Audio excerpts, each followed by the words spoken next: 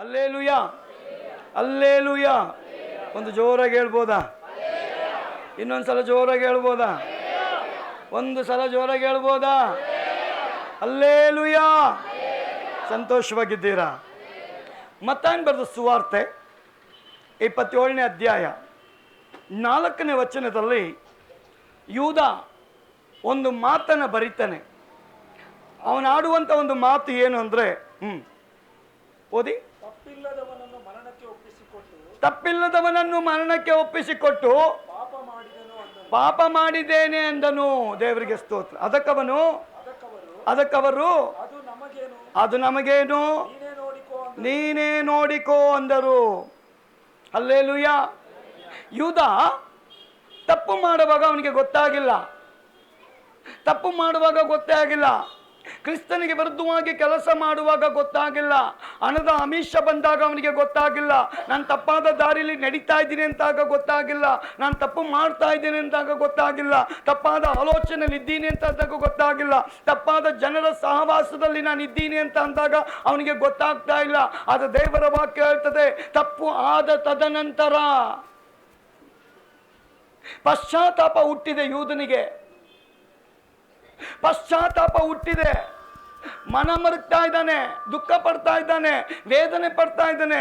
ಅಯ್ಯೋ, ಅನ್ಯಾಯವಾಗಿ ತಪ್ಪಿಲ್ಲದವನನ್ನು ಮರಣಕ್ಕೆ ಒಪ್ಪಿಸಿಕೊಟ್ಟು ಪಾಪ ಮಾಡಿಬಿಟ್ನಲ್ಲ. ತಪ್ಪಿಲ್ಲದವನನ್ನು ಅಂದ್ರೆ ಯೇಸುವನ್ನ, ತಪ್ಪೇ ಮಾಡದಂತ ಯೇಸುವನ್ನ ಅನ್ಯಾಯವಾಗಿ ತಪ್ಪು ಮಾಡಿ ಹಣಕ್ಕೋಸ್ಕರ ನಾನು ಮಾರಿಬಿಟ್ನಲ್ಲ, ಹಣಕ್ಕೋಸ್ಕರ ಹಿಡ್ಕೊಟ್ಬಿಟ್ನಲ್ಲ, ಹಣಕ್ಕೋಸ್ಕರ ತೋರಿಸ್ಕೊಟ್ಬಿಟ್ನಲ್ಲ, ಹಣಕ್ಕೋಸ್ಕರ ಪಾಪ ಮಾಡಿಬಿಟ್ನಲ್ಲ, ಹಣದ ನಿಮಿತ್ತವಾಗಿ ದೇವರಿಗೆ ವಿರುದ್ಧವಾಗಿ ನಾನು ನಿಂತ್ಕೊಂಡ್ಬಿಟ್ನಲ್ಲ. ಪಶ್ಚಾತ್ತಾಪ ಬಂತು. ಆದರೆ ಆ ಪಶ್ಚಾತ್ತಾಪದಲ್ಲಿ ಅವನ ಡಿಸಿಷನ್ ಸರಿ ಇರಲಿಲ್ಲ. ಪಶ್ಚಾತ್ತಾಪ ಬಂದೈತೆ, ತಪ್ಪು ಅಂತ ಗೊತ್ತಾಗಿದೆ, ನಾನು ಹೋಗಿದ್ದು ಸರಿಯಲ್ಲ ಅಂತ ಗೊತ್ತಾಗಿದೆ, ಹಿಡ್ಕೊಟ್ಟಿದ್ದು ಸರಿಯಲ್ಲ ಅಂತ ಗೊತ್ತಾಗಿದೆ, ಹಣಕ್ಕೆ ಮಾರಿದ್ದು ಸರಿಯಲ್ಲ ಅಂತ ಗೊತ್ತಾಗಿದೆ. ಅಯ್ಯೋ, ಅನ್ಯಾಯವಾಗಿ ಯೇಸುವನ್ನ ಹಿಡ್ಕೊಟ್ಬಿಟ್ನಲ್ಲ ಅಂತ ಪಶ್ಚಾತ್ತಾಪ ಪಡುವಂತ ಯೂದನ ಒಳಗಡೆ ಬಂದಂತ ಪಶ್ಚಾತ್ತಾಪದ ಸಮಯದಲ್ಲಿ ಅವನು ತೆಗೆದುಕೊಂಡಂತ ತೀರ್ಮಾನ ಸರಿ ಇಲ್ಲ. ಅವನು ಒಂದು ಕ್ಷಣನೂ ಅವನು ಒಳ್ಳೆ ತೀರ್ಮಾನದ ಕಡೆಗೆ ತಿರುಗಿಕೊಳ್ಳದೆ ಸಡನ್ ಆಗಿ ಮರಣದ ಕಡೆಗೆ ಹೋಗ್ಬಿಟ್ನಂತೆ. ನೇಣಾಕೊಳ್ಳಕ್ಕೆ ಹೋಗ್ಬಿಟ್ಟ ಅವನು. ಪಶ್ಚಾತ್ತಾಪ ಬಂತು ಅವನಿಗೆ.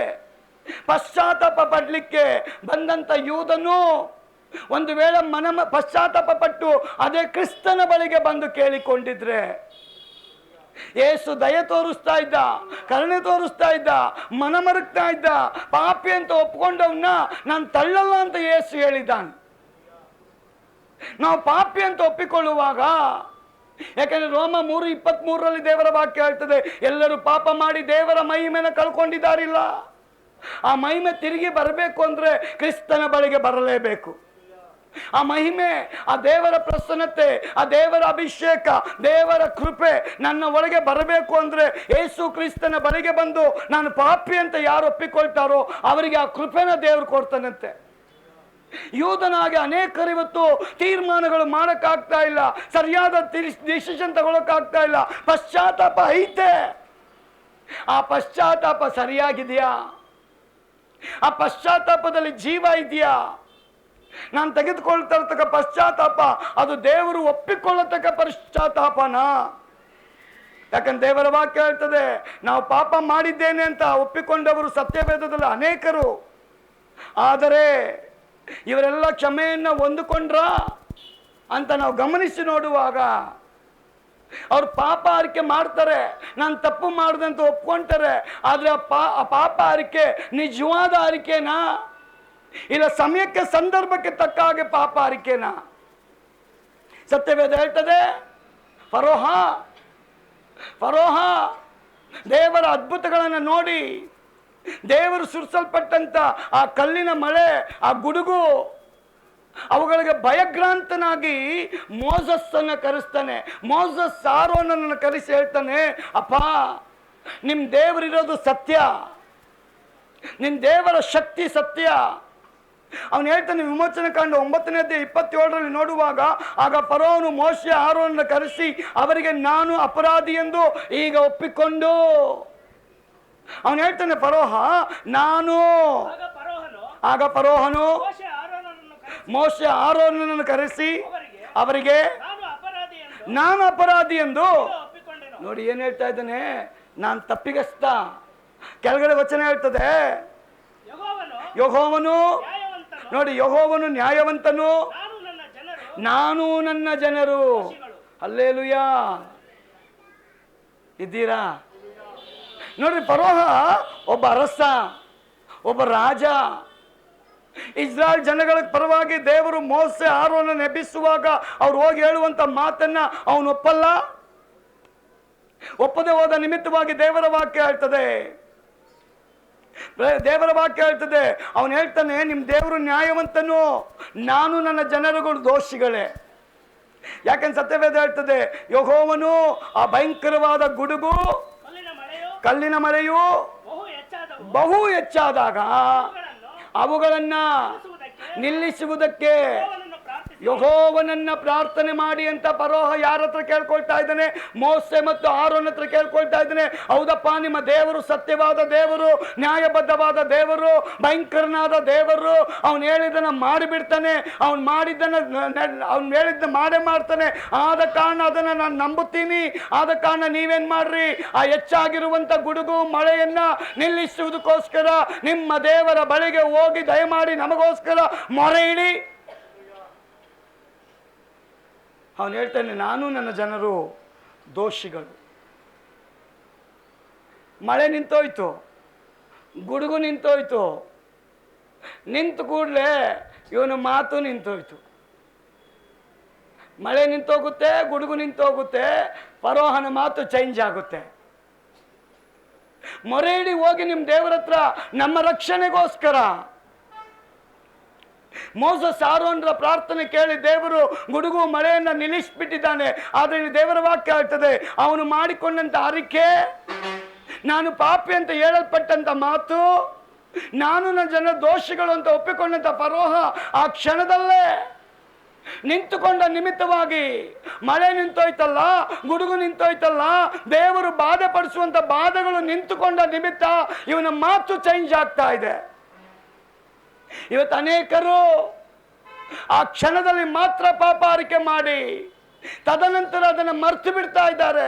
ಆದ್ರೆ ಯೇಸು ಹೇಳಿದ ಆ ಪಾಪ ಅರಿಕೆ ಅಲ್ಲ, ಒಂದು ಸಲ ಬಿಡ್ತೀನಿ ಅಂದ್ರೆ ಸಾಯೋವರೆಗೂ ನಾವು ಬಿಡ್ಬೇಕಂತೆ. ಒಂದು ಸಲ ನಾವು ಮಾಡಲ್ಲ ಅಂದ್ರೆ ಇನ್ನೊಂದು ಸಲ ಆ ಕಡೆಗೆ ತಿರುಗಿ ನೋಡಬಾರ್ದು ಅಂತ ದೇವರ ವಾಕ್ಯ ಹೇಳ್ತದೆ. ಆದ್ರೆ ಫರೋಹ ಮಾಡಲ್ಲ ಅಂತ ಹೇಳಿ, ಬಿಡ್ತೀನಿ ಅಂತ ಹೇಳಿ, ನಿಮ್ಮ ಜನಗಳನ್ನ ನಿಮ್ಮ ದೇವರ ಆರಾಧನೆ ಮಾಡೋದಕ್ಕೆ ನನ್ನ ದೇಶದಿಂದ ನೀವು ಕರ್ಕೊಂಡು ಹೋಗ್ಬೋದು ಅಂತ ಹೇಳಲ್ಪಟ್ಟಂತ ಫರೋಹ ಅವನು ಚೇಂಜ್ ಆಗ್ತಾ ಇದ್ದಾನೆ.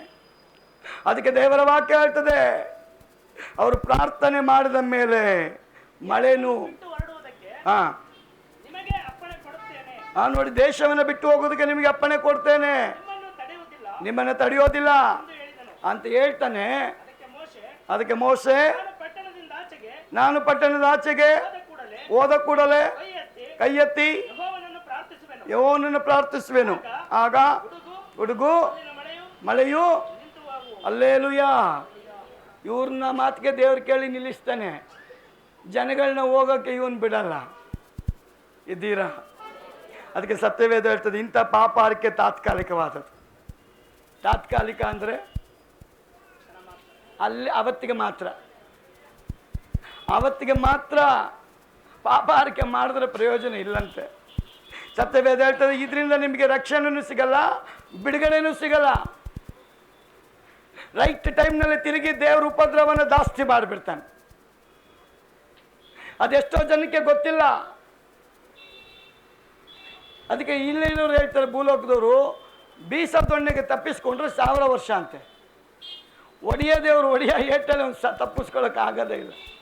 ಅದಕ್ಕೆ ಅರಣ್ಯಕಾಂಡ 14ನೇ ಅಧ್ಯಾಯ ನೋಡಿ, ಸತ್ಯವೇದ ಹೇಳ್ತದೆ, ಉಪದ್ರವದಿಂದ ಬಿಡುಗಡೆ ಬಯಸಿದ್ರು ಅಷ್ಟೇ, ದೇವರಿಗೆ ಒಪ್ಪಿಸಿಕೊಡಲು ತಮ್ಮ ಹೃದಯವನ್ನು ಅವರು ಬಯಸಲಿಲ್ಲ. ಅರಣ್ಯಕಾಂಡ 14:40 ನೋಡುವಾಗ, ಮರುದಿನ ಬೆಳಿಗ್ಗೆ ಜನರು ಎದ್ದು ನಾವು ಪಾಪ ಮಾಡಿರೋದು ನಿಜ. ಯೆಹೋವನು ವಾಗ್ದಾನ ಮಾಡಿದ ಸ್ಥಳಕ್ಕೆ ಹತ್ತೋಣ ಬನ್ನಿ ಎಂದು ಹೇಳಿಕೊಳ್ಳುತ್ತಾ ಆ ಬೆಟ್ಟದ ಮೇಲಕ್ಕೆ ಹತ್ತಿ ಹೋಗುವವರಾದರು. ಆದರೆ ಮೋಶೆ ಅವರಿಗೆ, ನೋಡಿ ನೀವು ಯಾಕೆ ಹೀಗೆ ಮಾಡ್ತೀರಾ? ನೀವು ಯಾಕೆ ಹೀಗೆ ಮಾಡ್ತೀರಾ? ಯೆಹೋವನ ಆಜ್ಞೆನ ಪದೇ ಪದೇ ಪದೇ ಪದೇ ಮೀರ್ತಿರಲ್ಲ. ಈ ರೀತಿಯಾದ ಅರಿಕೆ ಮಾಡ್ಕೊಂಡು ಬಿಡ್ತೀನಿ ಅನ್ನೋದು ಮಾಡೋದು, ಬಿಡ್ತೀನಿ ಅನ್ನೋದು ಮಾಡೋದು, ಬಿಡ್ತೀನಿ ಅನ್ನೋದು ಮಾಡೋದು, ಈ ರೀತಿಯಾಗಿ ನೀವು ಮಾಡ್ಕೊಂಡು ಹೋಗೋದಾದ್ರೆ ನನ್ನ ದೇವರು ಯಾವ ಕಾರಣಕ್ಕೂ ನಿಮ್ಮ ಪರವಾಗಿ ನಿಂತ್ಕೊಳ್ಳಕ್ಕೆ ಬರಲ್ಲ. ಹಲ್ಲೆಲೂಯಾ. ಈ ರೀತಿ ಬೊಂಬರಾಟ ಆಡೋರ ಹತ್ರ ದೇವರು ಬರಲ್ಲ ಅಂತೆ. ಸ್ಥಿರವಾದ ಮನಸ್ಸು ಯಾರಿಗಿದೆಯೋ ಅವರ ಪರವಾಗಿ ದೇವರು ಬರ್ತಾನೆ. ಮೋಸಸ್ ಹೇಳ್ತಾ ಇದ್ದಾನೆ, ಆ ಜನ ಹೇಳ್ತಾ ಇದ್ದಾರೆ, ಎದ್ದು ನಾವು ಪಾಪ ಮಾಡಿದ್ದು ನಿಜ, ನಾವು ಪಾಪ ಮಾಡಿದ್ದು ನಿಜ. ಮರುದಿನ ಬೆಳಗ್ಗೆ ಜನರು ಎದ್ದು ನಾವು ಪಾಪ ಮಾಡಿದ್ದು ನಿಜ, ಯೆಹೋವನ ವಾಗ್ದಾನ ಮಾಡಿದ ಸ್ಥಳಕ್ಕೆ ಹತ್ತೋಣ ಬನ್ನಿ. ಜನ ಹೇಳ್ಕೊಂಡು ಹತ್ತುತ್ತವ್ರೆ. ಮೋಸಸ್ ಬಂದ, ಅವನು ಹೇಳ್ತಾನೆ, ನೀವು ಹೋಗಕ್ಕಾಗಲ್ಲ, ನೀವು ಹತ್ತಕ್ಕಾಗಲ್ಲ. ಯಾಕಂದ್ರೆ ನಿಮ್ಮ ಮುಂದೆ ಯಾರು ನಿಂತವ್ರೆ? ಕಾನಾನ್ಯರು ನಿಂತವ್ರೆ ನಿಮ್ಮನ್ನ ಕೊಲ್ಲಕ್ಕೆ. ಏನಕ್ಕೆ ಕೊಲ್ಲಕ್ಕೆ ಅಂದ್ರೆ ದೇವರ ಮಾತನ್ನ ಮೀರಲ್ಪಟ್ಟಿದ್ದೀರಲ್ಲ ನೀವು. ಆದ ಕಾರಣ ದೇವರು ನಿಮ್ಮನ್ನ ಅವ್ರ ಕೈಗೆ ಒಪ್ಪಿಸಿಕೊಡ್ತಾನೆ. ನೀವು ಪದೇ ಪದೇ ಒಪ್ಕೊಂಡು ಒಪ್ಕೊಂಡು ಒಪ್ಕೊಂಡು ತಿರುಗಿ ತಿರುಗಿ ತಿರುಗಿ ಅದೇ ಪಾಪ ಮಾಡ್ಕೊಂಡು ಹೋಗ್ತಾ ಇದ್ದೀರಲ್ಲ. ದೇವರ ಭಯನೇ ಇಲ್ಲದವರಾಗಿ ಜೀವಿಸ್ತಾ ಇದ್ದೀರಲ್ಲ. ಅದಕ್ಕೆ ಅವನು ಹೇಳ್ತಾನೆ, ಪಶ್ಚಾತ್ತಾಪ ಮತ್ತು ಅರಿಕೆ ಅವರಿಗೆ ಯಥಾರ್ಥವಾಗಿರಲಿಲ್ಲ. ಇಸ್ರಾಯೇಲ್ ಜನರಲ್ಲಿ ಪಶ್ಚಾತ್ತಾಪ ಮತ್ತು ಅರಿಕೆ ಯಥಾರ್ಥವಾಗಿರಲಿಲ್ಲ. ಅವರು ಮತ್ತೊಮ್ಮೆ ಮತ್ತೊಮ್ಮೆ ಮತ್ತೊಮ್ಮೆ ಕೂಡಲೇ ಪಾಪಗಳನ್ನ ಮಾಡ್ತಾ ಇದ್ರಂತೆ. ದೇವರಿಗೆ ಅವಿಧೇಯರಾಗಿ ನಡೀತಾ ಇದ್ರಂತೆ. ಅದಕ್ಕೆ 41:43 ನೋಡುವಾಗ, 41ನೇ ವಚನ 43, ನೀವು ಯಾಕೆ ಹೀಗೆ ಮಾಡಿ, ನೋಡಿ ನೀವು ಯಾಕೆ ಹೀಗೆ ಮಾಡಿ ಯೆಹೋವನ ಆಜ್ಞೆನ ಮೀರ್ತೀರಿ. ನೋಡಿ ಹಿಂಗ್ ಮಾಡೋದ್ರಿಂದ ನಿಮ್ಗೆ ಏನು ಕೆಲಸ ಕೈಗೂಡಲ್ಲ. ಯೆಹೋವ ನಿಮ್ಮ ಸಂಗಡ ಇರೋದಿಲ್ಲ. ಹತ್ತಬೇಡ್ರಿ. ನೋಡಿ ನೀವು ಶತ್ರುಗಳ ಮುಂದೆ ನೋಡಿ ಗೆಲ್ಲಕ್ಕಾಗದೆ ಬಿದ್ದು ಸತ್ತೋಗ್ತೀರಾ. ಅಲ್ಲಿ ಅಮಾಲೇಕರು, ಕಾನಾನ್ಯರು ನಿಮ್ಮ ಎದುರಿನಲ್ಲಿರುವುದರಿಂದ ನೀವು ಅವರ ಕತ್ತಿಯಿಂದ. ಹಲ್ಲೆಲೂಯಾ. ದೇವರ ವಾಕ್ಯ ಹೇಳ್ತದೆ, ಮೋಶೆಯ ಮೂಲಕವಾಗಿ ಹೇಳಿದಂಥ ಮಾತುಗಳನ್ನ ಆ ಜನ ರಿಜೆಕ್ಟ್ ಮಾಡ್ತಾರೆ, ತಿರಸ್ಕಾರ ಮಾಡಿದ್ರಂತೆ. ನಮ್ಗೆ ಗೊತ್ತು ಪಾಪ ಮಾಡಿಬಿಟ್ಟು ಅಂತ. ಪಶ್ಚಾತ್ತಾಪ ಪಡ್ತೀವಲ್ಲ, ಆ ಪಶ್ಚಾತ್ತಾಪ ರೈಟ್ ವೇಲಿ ನಿಮ್ಮನ್ನು ಕೊಂಡು ಹೋಗದೆ ಹೋದ್ರೆ ನಿಮ್ಮ ಪಾಪಕ್ಕೆ ಪಶ್ಚಾತ್ತಾಪಕ್ಕೆ ಫಲ ಸಿಗಲ್ಲ ಅಂತ. ಅದಕ್ಕೆ ಯೇಸು ಹೇಳ್ತಾನೆ, ನನ್ನವರೆಂದು ಹೆಸರುಗೊಂಡ ನೀವುಗಳು ನಿಮ್ಮ ತಪ್ಪನ್ನು ಒಪ್ಪಿಕೊಂಡು ಅರಿಕೆ ಮಾಡಿ ನನ್ನ ಬಳಿಗೆ ಬಂದು ಅದನ್ನು ಬಿಟ್ಟು ಬಿಟ್ಟರೆ ನಿಮ್ಮ ದೇಶದಲ್ಲಿ ಆರೋಗ್ಯವನ್ನು ಉಂಟು ಮಾಡಿ. ಹಲ್ಲೆಲೂಯ. ನನ್ನವರೆಂದು ಹೆಸರುಗೊಂಡ ನೀವುಗಳು ನಿಮ್ಮ ತಪ್ಪನ್ನು ಒಪ್ಪಿಕೊಂಡು ಅರಿಕೆ ಮಾಡಿ ಅದನ್ನು ಬಿಟ್ಟು ಬಿಟ್ಟರೆ ನಿಮ್ಮ ದೇಶದಲ್ಲಿ ನಾನು ಆರೋಗ್ಯವನ್ನು ಉಂಟು ಮಾಡ್ತೇನೆ. ಪ್ರಿಯ ಸಹೋದರ ಸಹೋದರಿಯೇ, ದೇವರ ವಾಕ್ಯ ಹೇಳ್ತದೆ, ಮೋಶೆಯ ಮೂಲಕ ಹೇಳಿದ ಮಾತುಗಳನ್ನು ಜನ ತಿರಸ್ಕಾರ ಮಾಡಿದ್ದಾರೆ. ಸತ್ಯವೇದ ಹೇಳ್ತದೆ, ಸುಳ್ಳು ಪಶ್ಚಾತ್ತಾಪದಿಂದ ಒಳ್ಳೆಯ ಫಲಿತಾಂಶ ನಮಗೆ ಸಿಗಲ್ಲ. ಸುಳ್ಳು ಪಶ್ಚಾತ್ತಾಪದಿಂದ. ನಾವು ಕ್ಯಾಥೋಲಿಕ್, ನಮ್ಮ ಕ್ಯಾಥೋಲಿಕ್ಕಲ್ಲಿ ಪಾಪ ಅರಿಕೆ ಮಾಡಬೇಕು ಅಂದರೆ ಚರ್ಚ್ ಫಾದರ್ ಹತ್ರ ಹೋಗ್ಬೇಕು. ಅವರು ಒಂದು ಜಾಲರಿಲಿ ಇರೋ ಚೇರಲ್ಲಿ ಕೂತ್ಕೊಂಡಿರ್ತಾರೆ. ನಾವೆಷ್ಟು ದಡ್ರು ನೋಡ್ರಿ, ಅವ್ರ ಹತ್ರ ಹೋಗಿ ನಾವು ಬುದ್ಧಿವಂತರೆ ಏನು ಹೇಳ್ಬೇಕು ಅದೇ ಹೇಳೋದು. ಅವ್ರ ಹತ್ರ ಕದ್ದಿದ್ದೆಲ್ಲ ಹೇಳಲ್ಲ, ಈ ಲವ್ ಮಾಡೋದೆಲ್ಲ ಹೇಳಲ್ಲ, ಅವ್ರಿಗೆ ಹಚ್ಚಿಡೋದೆಲ್ಲ ಹೇಳಲ್ಲ. ಫಾದರ್, ಆ ಫಾದರ್ಗೂ ಸಮಾಧಾನ ಆಗಬೇಕು, ಇವನಿಗೂ ಸಮಾಧಾನ ಆಗಬೇಕು. ಅವರೆಲ್ಲ ಕೇಳಿಸ್ಕೊಂಡು ನಿಮಗಿಷ್ಟು ಪರಲೋಕ, ಇಷ್ಟು ನಮ್ಮ ಮರಿ ಹೇಳ್ಬಿಟ್ಟು ಮನೆಗೆ ಹೋಗಯ್ಯ ಅಂತಾನೆ. ಇವನು ಇಷ್ಟೇನಾ? ಅವನೀ ಕ್ಲೀನಾಗಿ ಫಾದರ್ ಹೇಳಿದ್ಕಿಂತ ಇನ್ನೊಂದು 10 ಜಾಸ್ತಿನೇ ಹೇಳೋಯ್ತಾನೆ. ಆದರೆ ಯೇಸು ಹೇಳ್ತಾನೆ, ಈ ಡೋಂಗಿ ಅರಿಕೆ ಎಲ್ಲ ನನ್ನ ಹತ್ರ ಮಾಡಿದ್ರೆ ಅದು ನನ್ನ ಒಪ್ಪಕ್ಕೆ ರೆಡಿ ಇಲ್ಲ. ಇಲ್ಲದೇ ಇರೋನ ಹತ್ರ ಹೋಗಿಬೇಕಾದ್ರೆ ಹೇಳ್ಕೊಳ್ರಿ ಇದೆಲ್ಲ. ಅಲ್ಲಿ ನಡೆಯುತ್ತೆ. ಯಾಕೆ ಅವನು ಇರಲ್ಲ, ನೀವು ಹೇಳಿದ್ರು ಪ್ರಯೋಜನ ಇಲ್ಲ. ಇರೋವನ ಹತ್ರ ಬಂದು ಇದೆಲ್ಲ ಹೇಳಿದ್ರೆ ನಡೆಯಲ್ಲ ಅಂತ. ನನ್ನ ದೇವರು ಇರೋ ದೇವರು, ಇಳಿದು ಬರೋ ದೇವರು, ಇದ್ದು ಕಾರ್ಯ ಮಾಡೋ ದೇವರು. ದೇವರ ವಾಕ್ಯ ಹೇಳ್ತದೆ, ಇಸ್ರಾಯೇಲರು ಅನಾಥರಾಗಿದ್ದಾಗ ಪರಲೋಕದ ದೇವರು ಇಳಿದು ಬಂದವನೇ. ಮೋಸೆ ಅನಾಥನಾಗಿ ಕಾಣಲ್ಪಡುವಾಗ ಪರಲೋಕದ ದೇವರು ಇಳಿದು ಬಂದವನೇ. ದಾವೀದ ಅನಾಥನಾಗಿ ಕಾಣುವಾಗ ಅರಣ್ಯದಲ್ಲಿ ನಾನು ಯಾರಿಲ್ಲ ಅಂತ ಹೇಳುವಂತ ಸಂದರ್ಭದಲ್ಲಿ ದೇವರ ಅಭಿಷೇಕ ಅವನಿಗಾಗಿ ಇಳಿದು ಬಂದಿದೆ. ದಾನಿಯಲ್ ಸಿಂಹದ ಗವಿಯಲ್ಲಿ ಒಬ್ಬಂಟಿಗನಾಗಿ ಅನಾಥನಾಗಿ ನಿಂತುಕೊಂಡಾಗ ದೇವರ ಪ್ರಸನ್ನತೆ ಅವನಿಗೆ ಬಂದಿದೆ. ಇವತ್ತು ಪ್ರಿಯ ಸಹೋದರಿಯೇ, ಅಪೊಸ್ತಲರು ನಾವೆಲ್ಲ ಮನೆ ಮಠನ ಬಿಟ್ಟು ನಾವು ಅನಾಥರಾಗಿ ಬಂದಿದ್ದೀವಿ ಅಂದಾಗ ಯೇಸು ಸ್ವಾಮಿ ಹೇಳ್ತಾನೆ, ನಾನು ನಿಮ್ಮನ್ನು ಕೈ ಬಿಡಲ್ಲ, ನಾನು ನಿಮ್ಮನ್ನು ತೊರೆಯಲ್ಲ, ನಾನು ನಿಮ್ಮನ್ನು ಅನಾಥರಾಗಿ ಬಿಡೋದಿಲ್ಲ. ಯುಗದ ಸಮಾಪ್ತಿಯ ದಿನದವರೆಗೂ ನಾನು ನಿಮ್ಮ ಸಂಗಡ ಇರ್ತೇನೆ. ಪರಲೋಕದ ದೇವರು ಇವತ್ತು ಯಾರಾದರೂ ಒಂದು ವೇಳೆ ಇಲ್ಲಿ ಅನಾಥರು ಅಂತ ನೀವು ಹೇಳೋದಾದ್ರೆ, ನನ್ನ ದೇವರು ನಿಮಗೋಸ್ಕರ ಇಳಿದು ಬಂದಿದ್ದಾನೆ. ನೀವು ಅನಾಥರಲ್ಲ ಅಂತ ದೇವರು ಹೇಳ್ತಾನೆ. ಎತ್ತ ತಂದೆ ತಾಯಿ ಬಿಟ್ಟಿರಬಹುದು, ಬಂಧು ಬಳಗ ಬಿಟ್ಟಿರಬಹುದು, ನಿಮ್ಮ ಆಸ್ತಿ ಪಾಸ್ತಿ ಎಲ್ಲ ಬಿಟ್ಟು ಹೋಗಿರಬಹುದು, ನಿಮ್ಮ ಕೆಲಸ ನಿಮ್ಮನ್ನು ಬಿಟ್ಟು ಹೋಗಿರಬಹುದು, ನೀವು ನಂಬಲ್ಪಟ್ಟಂತ ಜನ ಬಿಟ್ಟು ಹೋಗಿರಬಹುದು. ಅಂತವರಿಗೆ ಯೇಸು ಹೇಳ್ತಾನೆ, ನೀವು ಅನಾಥರಲ್ಲ, ನಾನು ನಿಮ್ಮ ಪರವಾಗಿದ್ದೀನಿ. ಪ್ರಿಯ ಸಹೋದರಿಯೇ, ದೇವರ ವಾಕ್ಯ ಹೇಳ್ತದೆ, ಇಸ್ರಾಯೇಲ್ ಜನಗಳು ಅನಾಥರಾಗಿ ಫರೋಹನ ಕೈಯಲ್ಲಿ ಸಿಕ್ಕಾಕೊಂಡಿದ್ದಾರೆ. ಅವರಿಗೆ ಜ್ವರ ಬಂದರೆ ಟ್ರೀಟ್ಮೆಂಟ್ ಕೊಡೋರಿಲ್ಲ, ಅನಾರೋಗ್ಯ ಅಂದರೆ ನೋಡ್ಕೊಳ್ಳೋರಿಲ್ಲ, ಅವರಿಗೆ ದುಃಖನ ಕೇಳೋರಿಲ್ಲ, ಅವರ ವೇದನೆಗಳಿಗೆ ಸ್ಪಂದಿಸೋರಿಲ್ಲ. ಅವರು ಜೀವಂತವಾಗಿ ಶವಗಳಾಗಿ ಕೆಲಸ ಮಾಡ್ತಾ ಇದ್ದಾರೆ. ಅವರ ಕೂಗನ್ನು ಕೇಳಲ್ಪಟ್ಟಂತ ದೇವರು, ನೀವು ಅನಾಥರಲ್ಲ, ನೀವು ನನ್ನವರು ಅಂತ ಇಳಿದು ಬಂದ. ಅದೇ ದೇವರಿವತ್ತು ನೊಂದು ಹೋದ ಹೃದಯಗಳಿಗೆ, ಕುಗ್ಗಿ ಹೋದ ಹೃದಯಗಳಿಗೆ, ನೊಂದು ಬಾಧೆ ಪಡ್ತಿರುವಂತ ಹೃದಯಗಳಿಗೆ, ಅಮ್ಮ ಈ ನೋವನ್ನು ಸಹಿಸ್ಕೊಳ್ಳಕ್ಕೆ ಆಗ್ತಾ ಇಲ್ವಲ್ಲ ಅಂತ ಹೇಳುವಂಥವರಿಗೆ ಆ ದೇವರು ಇಳಿದು ಬರುವಾತನಾಗಿದ್ದಾನೆ. ನೀನು ನಂಬುದೆಲ್ಲೇ ಇರು, ನೀನು ಯಾವುದೇ ಬಾಧೆಲಿರು, ಸಾಲದ ಬಾಧೆನಾ, ರೋಗದ ಬಾಧೆನಾ, ಅನೇಕ ವಿಧವಾದ ಬಾಧೆಗಳಲ್ಲಿ ಸಿಕ್ಕಾಕೊಂಡಿರುವಂತ ಸಹೋದರ ಸಹೋದರಿಯೇ, ಯೇಸು ಜೀವಂತವಾಗಿ ನಿನಗಾಗಿ ಇಳಿದು ಬರುವಾತನು ಇವತ್ತು ನಮ್ಮ ಮಧ್ಯದಲ್ಲಿ ಇಳಿದು ಬಂದಿದ್ದಾನೆ.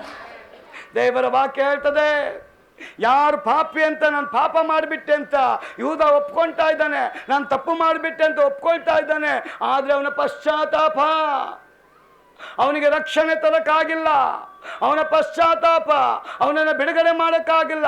ಹಾಗಾದ್ರೆ ವಿಶ್ವಾಸಿಯೇ, ಕ್ರಿಸ್ತೇಸುವಿನ ಬಳಿಗೆ ಬಂದು ಪಡುವಂತ ಪಶ್ಚಾತ್ತಾಪ, ದೇವರ ಕಡೆಗೆ ತಿರುಗಿದ್ರೆ ಮಾತ್ರನೇ ನಿನಗೆ ರಕ್ಷಣೆ, ನಿನಗೆ ಬಿಡುಗಡೆ ಕೊಡಲಿಕ್ಕೆ ಸಾಧ್ಯ. ವಿತೌಟ್ ಗಾಡ್, ದೇವರ ಕಡೆಗೆ ತಿರುಗದೆ ಹಾಗೆ ನೀನು ಪಶ್ಚಾತ್ತಾಪ ಪಡೋದ್ರಿಂದ ಯಾವ ಪ್ರಯೋಜನ ಇಲ್ಲ. ಫರೋಹ ಹೇಳ್ತಾನೆ, ಗುಡುಗುನ ನಿಲ್ಲಿಸ್ರಿ, ಮಳೆನ ನಿಲ್ಲಿಸ್ರಿ, ಬಾಧೆಗಳನ್ನು ನಿಲ್ಲಿಸ್ರಿ. ನಮಗೆ ವಿರುದ್ಧವಾಗಿ ಎದ್ದಿರುವಂಥ ಬಾಧೆಗಳನ್ನು ನೀವು ಹೋಗಿ ಪ್ರಾರ್ಥನೆ ಮಾಡಿ ನಿಲ್ಲಿಸುವುದಾದ್ರೆ ನಿಮ್ಮ ಜನಗಳನ್ನು ಆರಾಧನೆ ಮಾಡೋಕ್ಕೆ ನಾನು ಕಳಿಸ್ಕೊಡ್ತೇನೆ. ಅವನ ಪ್ರಾರ್ಥನೆಯಲ್ಲಿ ಜೀವ ಇಲ್ಲ, ಅವನ ಅರಿಕೆಯಲ್ಲಿ ಜೀವ ಇಲ್ಲ. ದೇವರ ವಾಕ್ಯ ಹೇಳ್ತದೆ, ಇಸ್ರಾಯೇಲ್ ಜನಗಳು ಮೋಶೆಯ ಮಾತನ್ನು ಕೇಳದೆ ಅದನ್ನು ನಿರಾಕರಿಸಿದ್ದಾರೆ. ಸುಳ್ಳು ಪಶ್ಚಾತ್ತಾಪ ಒಳ್ಳೆಯ ರಿಸಲ್ಟ್ ಅನ್ನು ತರಲ್ಲ. ಸುಳ್ಳು ಪಶ್ಚಾತ್ತಾಪ, ತಂದೆ ತಾಯಿ ಮುಂದೆ ಆ ಮಕ್ಕಳು ಅರಿಕೆ ಮಾಡ್ತಾರೆ, ಇನ್ಮೇಲೆ ನಾನು ಬೀಡಿ ಉಡಿಯಲ್ಲ, ಎಣ್ಣೆ ಕುಡಿಯಲ್ಲ, ಪಾಪದ ಫಿಲಮ್ ನೋಡಲ್ಲ. ನಿಜನಾ? ನಿಜನಾ? ತಂದೆ ತಾಯಿ ಕಣ್ತಪ್ಪಿಸಿ ಎಷ್ಟೋ ಮಕ್ಕಳು ಪ್ರಾಯಕ್ಕೆ ಬಂದವರು ದಾರಿ ತಪ್ಪಿ ಓಡ್ತಾ ಇದ್ದಾರೆ. ಇವತ್ತೆಷ್ಟೋ ಮನೆಗಳಲ್ಲಿ ಮಕ್ಕಳು ಏನು ಹೇಳ್ತಾರೆ ಗೊತ್ತಾ, ಅಪ್ಪ ಅಮ್ಮನಿಗೆ, ಸುಮ್ಮನೆ ಕೂತ್ಕೊಳ್ಳಮ್ಮ, ನಿಮಗೆ ಬುದ್ಧಿ ಇಲ್ಲ ಅಂತನು, ನಿಮಗೇನು ಗೊತ್ತು ಅಂತನು. ಎತ್ತಿದ ಇವನ ಅವನ ಎತ್ತವನಿಗೆ ಹೇಳ್ತಾನೆ, ನಿನಗೇನು ಗೊತ್ತು, ಕೂತ್ಕೊ ಅಂತಾನೆ. ನಿನಗೇನು ಗೊತ್ತಿಲ್ಲ ಅಂತನು. ಅದು ಸತ್ಯವೇದ ಹೇಳ್ತದೆ, ನಮ್ಮನ್ನ ಉಂಟು ಮಾಡಲ್ಪಟ್ಟಂಥ ಯೇಸುವಿಗೆ ಎಲ್ಲ ಗೊತ್ತು ರೀ. ನಿನ್ನ ಭವಿಷ್ಯತ್ತು ಗೊತ್ತಿದೆ, ನಿನ್ನ ಹಿಂದಿನ ಚರಿತ್ರೆ ಗೊತ್ತಿದೆ, ಸ್ಟಿಲ್ ನಿನ್ನ ಪರಿಸ್ಥಿತಿ ಏನಂತ ದೇವರಿಗೆ ಗೊತ್ತಿದೆ. ಅದಕ್ಕೆ ಯೆರೆಮೀಯ ಬರೀತಾನೆ 29:11 ನಿನ್ನ ವಿಷಯದಲ್ಲಿ ನನ್ನ ದೇವರ ಅಹಿತಕರವಾದ ಯೋಚನೆ ಅಲ್ಲ, ಹಿತಕರವಾದ ಯೋಚನೆ. ಹಿತಕರವಾದ ಯೋಚನೆ. ಭವಿಷ್ಯತ್ತು ಜನಗಳಿಗೆ ಗೊತ್ತಿಲ್ಲ, ನನ್ನ ಭವಿಷ್ಯತ್ತು ನನ್ನ ದೇವರಿಗೆ ಗೊತ್ತಿದೆ. ಪ್ರಿಯ ಸಹೋದರ ಸಹೋದರಿಯೇ, ದೇವರ ವಾಕ್ಯ ಹೇಳ್ತದೆ, ಯೆಹೋಶುವ 7ನೇ ಅಧ್ಯಾಯ 6ನೇ ವಚನವನ್ನು ನೋಡುವಾಗ 6ರಿಂದ 12ನೇ ವಚನ ಓದ್ರಿ, ಅಲ್ಲಿ ದೇವರ ವಾಕ್ಯ ಹೇಳ್ತದೆ 6ರಲ್ಲಿ, ಆಗ ಯೆಹೋಶುವನು ಇಸ್ರಾಯೇಲರ ಹಿರಿಯರು ತಮ್ಮ ಬಟ್ಟೆಗಳನ್ನು ಹರಿದುಕೊಂಡು ತಲೆಯ ಮೇಲೆ ಬೂದಿಯನ್ನು ಹಾಕಿಕೊಂಡು ಸಾಯಂಕಾಲದವರೆಗೆ ಯೆಹೋವನ ಮಂಜೂಷದ ಮುಂದೆ ಬೋರಲ ಬಿದ್ದರು. ಯೆಹೋಶುವ ಅವರ ಸಭೆಯ ಹಿರಿಯರು, ಅವನ ಜೊತೆ ಇದ್ದಂಥ ಹಿರಿಯರು, ಇವರೆಲ್ಲರೂ ಸತ್ಯವೇದ ಹೇಳ್ತದೆ ಹಳೆ ಒಡಂಬಡಿಕೆಯ ಪ್ರಕಾರವಾಗಿ ಹಿಂಸೆಗೆ, ನೋವಿನಲ್ಲಿ, ದುಃಖದಲ್ಲಿ, ಸಮಸ್ಯೆಯಲ್ಲಿ, ವೇದನೆಯಲ್ಲಿ, ಯಾರಾದರೂ ಅನಾರೋಗ್ಯದಲ್ಲಿ ಇರತಕ್ಕವರು ತಮ್ಮ ದುಃಖವನ್ನು ತೋಡ್ಕೊಳ್ಳೋದು ಯಾವ ರೀತಿ ಅಂದರೆ ಅವ್ರೇನು ಮಾಡ್ತಾ ಇದ್ರು, ದೇವರದ ಬಳಿಗೆ ಹೋಗೋಕ್ಕೆ ಮುಂಚಿತವಾಗಿ ಉಪವಾಸ ಕೂತ್ಕೊಳ್ಳುವಾಗ, ಪ್ರಾರ್ಥನೆಗೆ ಕೂತ್ಕೊಳ್ಳುವಾಗ ತುಂಬ ವೇದನೆಯಲ್ಲಿರ್ತಕ್ಕ ವ್ಯಕ್ತಿಗಳು ಏನು ಮಾಡ್ತಾ ಇದ್ರು ಅಂದರೆ ತಮ್ಮ ಬಟ್ಟೆಗಳನ್ನು ಹರ್ಕೊಳ್ತಾ ಇದ್ರು, ಬೂದಿನ ತಲೆ ಮೇಲೆ ಮೈ ಮೇಲೆ ಹಾಕೊಳ್ತಾ ಇದ್ರು. ಅದನ್ನು ದೇವರು ನೋಡಿ ಇಳಿದು ಬರ್ತಾ ಇದ್ದಂತೆ. ಸತ್ಯವೇದ ಹೇಳ್ತದೆ ಯೆಹೋಶುವ ಮತ್ತು ಅವನ ಹಿರಿಯರು, ಇಸ್ರಾಯೇಲರ ಹಿರಿಯರು ಬಟ್ಟೆಗಳನ್ನು ಹರ್ಕೊಂಡು ತಲೆ ಮೇಲೆ ಬೂದಿಯನ್ನು ಹಾಕಿಕೊಂಡು ಸಾಯಂಕಾಲದವರೆಗೆ, ಅದರರ್ಥ ದೇವರಿಂದ ಉತ್ತರ ಬರುವವರೆಗೆ ಅವರು ದೇವರ ಸನ್ನಿಧಾನದಲ್ಲಿ ಬೋರಲ ಬಿದ್ದಿದ್ದಾರೆ. ಅದನ್ನು ಕಂಡಂತ ದೇವರು ಪರಲೋಕದಿಂದ ಇಳಿದು ಬರ್ತಾ ಇದ್ದಾನೆ. ಇಳಿದು ಬಂದು ಯೆಹೋಶುವ ಯಾಕೆ ಬಟ್ಟೆ ಹರ್ಕೊಂಡಿದ್ಯಾ, ಯಾಕೆ ಬೂದಿ ಹಾಕೊಂಡಿದ್ಯಾ, ಯಾಕೆ ನೀನು ಕಣ್ಣೀರು ಹಾಕ್ತಾ ಇದೀಯಾ, ಯಾಕೆ ಸದ್ದಿಲ್ಲದವನಾಗಿ ಬೋರಲ ಬಿದ್ದಿದ್ಯಾ? ನೋಡಿ, ದೇವರು ಗೊತ್ತಿಲ್ಲದವನಾಗಿ ಯೆಹೋಶುವನಿಗೂ ಹಿರಿಯರಿಗೆ ಕೇಳ್ತಾ ಇದ್ದಾನೆ. ಯೆಹೋಶುವನಿಗೆ ಆಶ್ಚರ್ಯ ಆಗಬೇಕು. ಕಾರಣ ನಿನಗೆ ಗೊತ್ತು ದೇವ್ರೆ, ನನಗೆ ಗೊತ್ತಿಲ್ಲ. ಆದರೂ ನೀನು ಕೇಳೋ ಪ್ರಶ್ನೆ ಏನು, ಯಾಕಪ್ಪ ನನ್ನ ಮುಂದೆ ನೀನು ಬೋರಲ ಬಿದ್ದಿದ್ದೀಯ? ಆಗ ಅವನು ಹೇಳಿರ್ಬೋದು, ಅಪ್ಪ ಏನಕ್ಕೆ ಅಂತ ನಿನಗೆ ಗೊತ್ತು.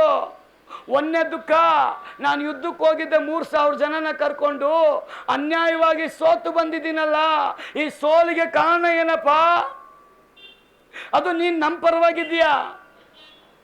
ಇಂಥ ಬಲಿಷ್ಠವಾದ ದೇವರನ್ನು ಇಟ್ಟುಕೊಂಡು ಯುದ್ಧಕ್ಕೆ ಹೋದಂತ ನಮಗೆ ಇವತ್ತು ಸೋಲಾಗಿದೆ.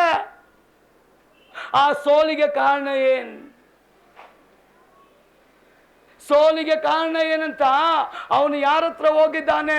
ಪ್ರಿಯ ದೇವಜನರೇ, ದೇವರ ಬಳಿಗೆ ಬಂದು ತನ್ನ ಬಟ್ಟೆಗಳನ್ನು ಹರಿಯಲ್ಪಟ್ಟವನಾಗಿ ಬೂದಿಯನ್ನು ಹಾಕಿಕೊಂಡು ದೇವರ ಮುಂದೆ ಹೆಂಗಿದ್ದಾನೆ ಅಂದ್ರೆ ಅವನು ಶಿಲ ಶಿಲ ಶಿಲ ಶಿಲ ಶಿಲ ಮಾಡ್ತಾ ಇಲ್ಲ.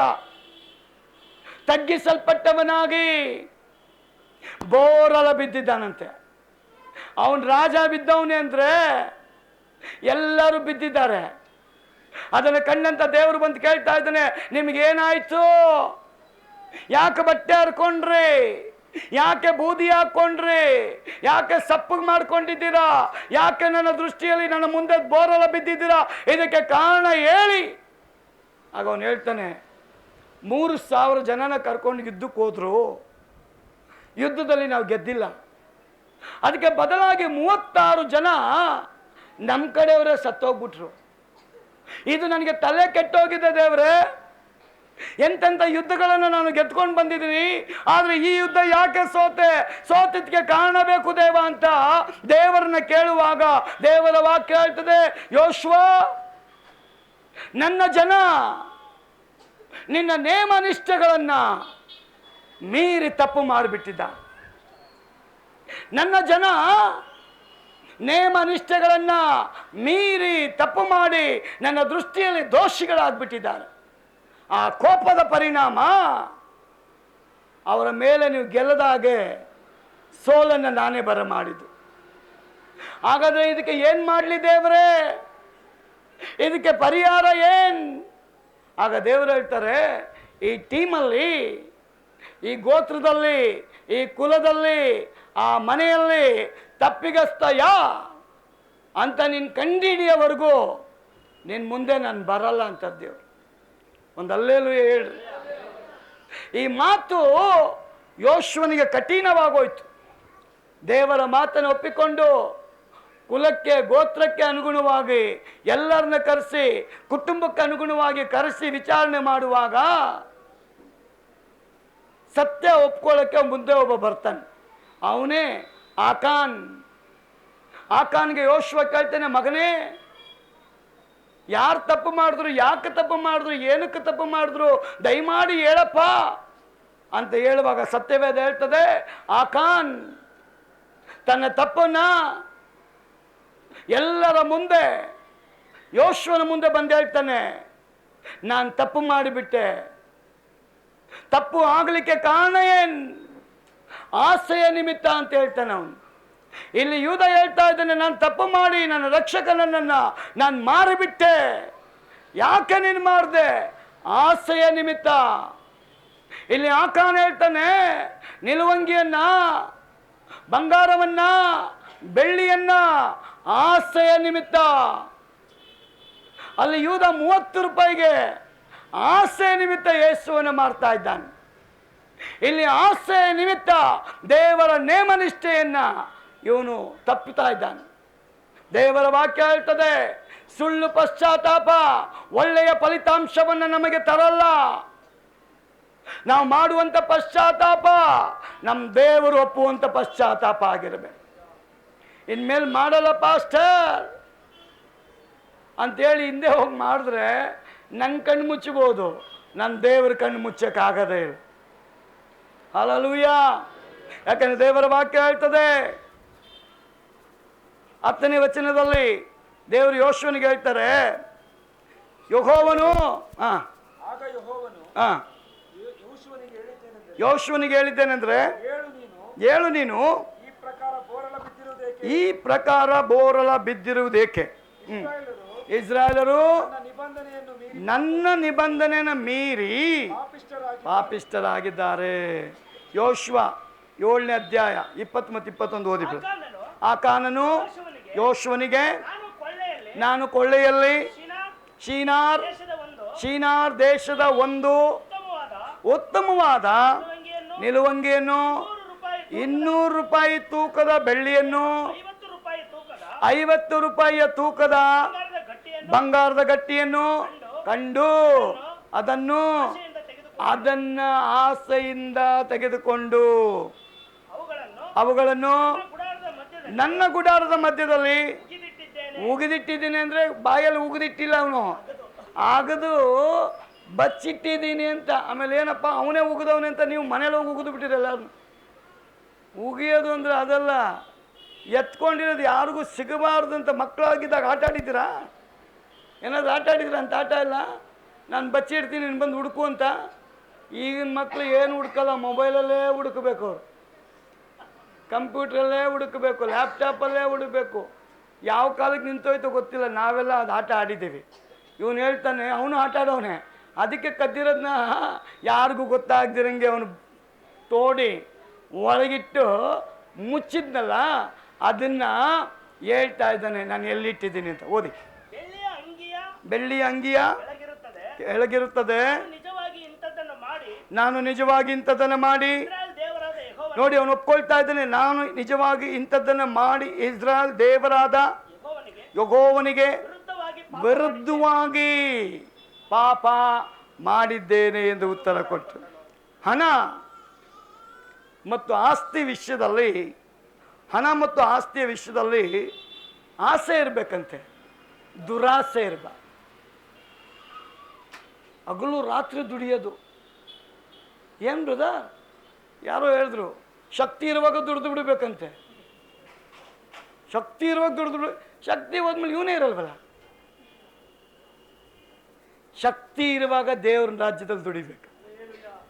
ಬೈಬಲ್ ಹೇಳ್ತದೆ, ಲೋಕದಲ್ಲಿ ದುಡ್ದಿದ್ದಕ್ಕೆ ನಿನಗೆ ಲಾಭ ಇದೆ ಅಂತ ಬರ್ದಿಲ್ಲ, ಕ್ರಿಸ್ತನಲ್ಲಿ ಪಡುವ ಪ್ರಯಾಸಕ್ಕೆ ನಿನಗೆ ಲಾಭ ಅಂತ ಆಯ್ತು. ಯಾರೂ ಆಮೇಲೆ ಹೇಳಲಿಲ್ಲ, ಅಯ್ಯೋ ಹೋಗಿ ಬ್ರದರ್ ನೀವು ಯಾವಾಗಲೂ ಇದೇ ಹೇಳ್ತೀರ, ನಾವು ಅದ್ರಲ್ಲಿ ಬಂದು ಪಡಲ್ಲ, ನೀವು ಬಿಡಲ್ಲ. ಯೌವನದಲ್ಲಿ ಸೃಷ್ಟಿಕರ್ತನನ್ನ ಹೋಗಿ ಬ್ರದರ್, ಆ ಟೈಮಲ್ಲೇ ನಾವು ಫಿಲಮ್ ಎಲ್ಲ ನೋಡಬೇಕು. ಹಲ್ಲೆಲೂಯ. ಆ ಟೈಮಲ್ಲೇ ನಾವು ಬಂದು ಕೊಂಡ್ಕೊಂಡ್ಬಿಟ್ರೆ ನಾವು ಸಾಧು ಸಂತ್ರ ಅಂತ ಕೇಳಿದ್ದವಪ್ಪ ನನಗೆ. ನಾವು ಆ ಟೈಮಲ್ಲಿ ಬಂದು ಕೂತ್ಕೊಳ್ಳೋಕ್ಕೆ ಸಾಧು ಸಂತ್ರ ಎಂಜಾಯ್ ಮಾಡೋ ಟೈಮ್ ಅಂತೆ. ಸ್ಕ್ರೂ ಲೂಸ್ ಮಾಡಿಬಿಟ್ರೆ ದೇವರು, ಎಂಜಾಯ್ ಮಾಡೋಕ್ಕೆ ನಾವಿರಲ್ಲ. ಅದಕ್ಕೆ ದೇವರು ವಾಕ್ಯ ಹೇಳ್ತದೆ, ಆಸೆಯ ನಿಮಿತ್ತವಾಗಿ ಜನ ತಪ್ಪಾದ ದಾರಿಗೆ ಹೋಗ್ಬಿಟ್ರಂತೆ. ಎಷ್ಟೋ ಜನ ಹಣ ಮತ್ತು ಪಾಸ್ತಿಯ ದುರಾಶೆಯಿಂದ ತಮ್ಮ ಜೀವನನ ಕಳ್ಕೊಳ್ತಾ ಇದ್ದಾರೆ. ಆದರೆ ಇವತ್ತು ನಮ್ಮ ಜೀವಿತ ಕಳ್ಕೊಬಾರ್ದು ಅಂತಾನೆ ನಮ್ಮ ಆತ್ಮಗಳಿಗೋಸ್ಕರ ಯೇಸು ರಕ್ಷಕನಾಗಿ ಬಂದ. ಹಲ್ಲೆಲೂಯ. ದುಷ್ಟನ ಸಾವಿನಲ್ಲಿ ನನಗೆ ಸ್ವಲ್ಪನೂ ಸಂತೋಷ ಇಲ್ಲ. ದುಷ್ಟನ ಸಾವಿನಲ್ಲಿ ನನಗೆ ಸ್ವಲ್ಪನೂ ಸಂತೋಷ ಇಲ್ಲ. ಯಾಕಂದರೆ ಯೇಸು ಕ್ರಿಸ್ತನ ಬಳಿಗೆ ದುಷ್ಟ ಇದ್ದ, ಅವನಿಗೆ ಪಶ್ಚಾತ್ತಾಪ ಬಂತು. ಒಂಚೂರು ಅವನು ನೇಣಾಕೊಳ್ಳೋಕ್ಕಿಂತ ಯೇಸು ಹತ್ರನೇ ಹೋಗಿ ಕೇಳ್ಬಿಟ್ಟಿದ್ರೆ ಅವನದು ಚಾಪ್ಟರ್ ಚೇಂಜ್ ಆಗಿರೋದು. ನಾನು ಯೇಸು ಮನ ಮರುಗೋ ದೇವರು, ಕನಿಕರ ತೋರಿಸುವಂಥ ದೇವರು. ಇವತ್ತೆಷ್ಟೋ ಜನ ನೆಗ್ಲೆಕ್ಟ್ ಮಾಡ್ತಾ ಇದ್ದಾರೆ. ಆಮೇಲೆ ನೋಡ್ಕೊಳ್ಳೋಣ ಬಿಡ್ರಿ, ಆಮೇಲೆ ನೋಡ್ಕೊಳ್ಳಿ. ಯಾರೋ ಒಬ್ರು ಹೇಳಿದ್ರು ನನಗೆ, ರಿಟೈರ್ಡ್ ಆದಮೇಲೆ ನಾನು ಸೇವೆಗೆ ಬರಲ್ಲ ಅಂತ. ಈ ರಾತ್ರಿ ನೀನು ಹೋದ್ರೆ ಏನು ಮಾಡ್ತೀಯ? ಇರುವಾಗಲೇ ದೇವರ ಭಯಭಕ್ತಿಯಲ್ಲಿ ನಾವು ಜೀವಿಸಬೇಕು. ಕಡೆ ಮಾತು ಹೇಳಿ ನಾನು ಮುಗಿಸೋದಕ್ಕೆ ಇಷ್ಟಪಡ್ತೀನಿ. 7ನೇ ಅಧ್ಯಾಯ 20-21 ಇದರ ಅರ್ಥ, ಮಾರ್ಕ 10:22-23 ಓದ್ರಿ. ದೇವರ ವಾಕ್ಯ ಹೇಳ್ತದೆ, ಪರಲೋಕ ರಾಜ್ಯಕ್ಕೆ, ಆದರೆ ಅವನು ಪರಲೋಕ ರಾಜ್ಯಕ್ಕೆ ಸೇರಲು ನಾನು ಏನು ಮಾಡಬೇಕು? ಅವನು ಬಹಳ ಆಸ್ತಿ ಉಳ್ಳವನಾಗಿರುವುದರಿಂದ ಈ ಮಾತಿಗೆ ಮೋರೆ ಬಾಡಿದವನಾಗಿ. ಕೇಳಿಸ್ಕೊಡ್ರಿ, ಇವನೊಬ್ಬ ಶ್ರೀಮಂತ ಬಂದು ಯೇಸು ಸ್ವಾಮಿ ಹತ್ರ ಕೇಳ್ತಾನೆ, ಸ್ವಾಮಿ ಪರಲೋಕ ರಾಜ್ಯಕ್ಕೆ ಹೋಗ್ಬೇಕಂದ್ರೆ ನಾನೇನು ಮಾಡಬೇಕು? ಇದ್ದೀರಾ? ಎಲ್ಲ ಈಗ ಓದ್ತಾ ಇದ್ದೀರಾ? ಇದೆಲ್ಲ ನಮಗೆ ಸಿಗದೇ ಇಲ್ವಲ್ಲ ಬ್ರದರ್. ಮನೆಯಲ್ಲಿ ನಾವು ಕೀರ್ತನೆ 1ನೇ ಅಧ್ಯಾಯ ಲಾಸ್ಟ್ ಪ್ರಕಟಣೆ 1 ಯಾವುದು ಓದಿ ಬಂದ್ಬಿಡ್ತೀವಿ ಅಷ್ಟೇ. ಬೈಬಲ್ನ ಕರೆಕ್ಟಾಗಿ ಓದ್ರಿ. ಇಲ್ಲೊಬ್ಬ ಶ್ರೀಮಂತ ಬಂದು ಕೇಳ್ತಾವ್ನು ಯೇಸು ಹತ್ರ, ಪರಲೋಕ ರಾಜ್ಯಕ್ಕೆ ಹೋಗ್ಬೇಕಂದ್ರೆ ನಾನೇನು ಮಾಡಬೇಕು? ಯೇಸು ಕೇಳಿದ ಪ್ರಶ್ನೆಗೆಲ್ಲ ಇವನು ಹೇಳ್ತಾನೆ ಟಕ್ ಟಕ್ ಟಕ್ ಟಕ್ ಟಕ್ ಟಕ್ ಅಂತ ಉತ್ತರ ಕೊಟ್ಬಿಟ್ಟ. ಈ ಟಿಕ್ ಮಾಡೋದು ಭಾಳ ಇಷ್ಟ ಎಲ್ಲರಿಗೂ. ಕ್ವಶನ್ ಆ್ಯಂಡ್ ಆನ್ಸರಲ್ಲಿ ಒಂದು ಕ್ವಶನ್ಗೆ 4 ಆನ್ಸರ್ ಕೊಟ್ಟಿರ್ತಾರೆ, ಅದು ಈಸಿಯಾಗಿ ಎಲ್ಲರೂ ಹಾಕಿಬಿಡ್ತಾರೆ. ಇವನ್ನೆಲ್ಲದಕ್ಕೂ ಟಿಕ್ ಮಾಡಿಬಿಟ್ಟ, ನೀನು ಹೇಳಿದೆಲ್ಲ ಕರೆಕ್ಟಾಗಿ ಮಾಡಿದ್ದೀನಿ ಅಂತ. ಆಗ ಯೇಸು ಹೇಳ್ತಾನೆ, ಒಂದು ಕಡಿಮೆ ಆಗಿದೆ. ಇವತ್ತು ನಮ್ಗೆ ಯಾವುದು ಬಿಡೋಕ್ಕಾಗಲ್ವೋ ಅದನ್ನು ಯೇಸು ಬಿಡುವಂತ ಅವನೇ.